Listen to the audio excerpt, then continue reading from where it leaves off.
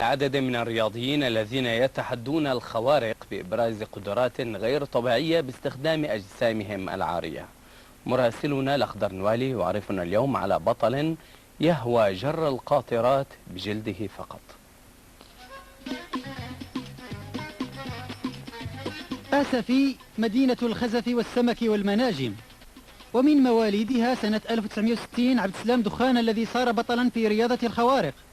كانت بدايته بالصدفة لما كان عمره لا يتجاوز 13.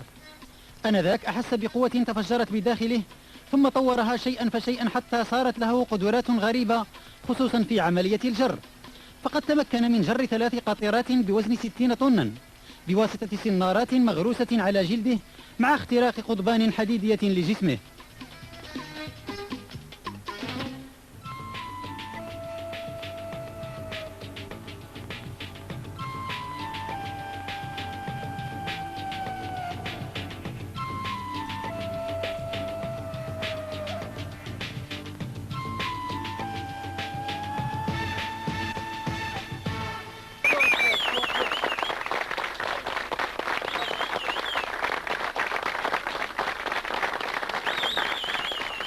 ولعبد السلام دخان عروض كثيرة في مجال المغامرات، كمكوثه داخل فرن تقليدي تتوهج فيه النيران داخليا وخارجيا، كما يكسر عليه الحجر والزجاج وهو ملقى على خشبة تبرز منها مسامير حادة.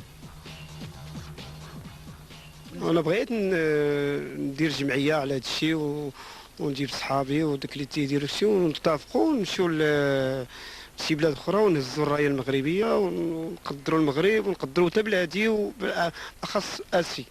وسأعمل جديا على جمع شتات هؤلاء الرياضيين، ليس فقط على المستوى الوطني بالمغرب ولكن على مستوى الوطن العربي.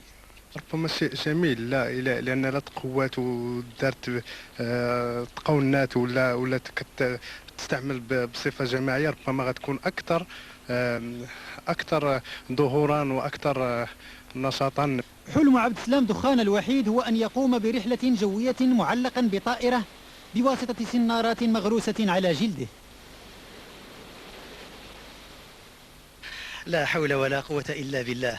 رياضة الخوارق لا حدود لها، تنتظر التفات صغيرة من المسؤولين لتعطي الكثير والكثير.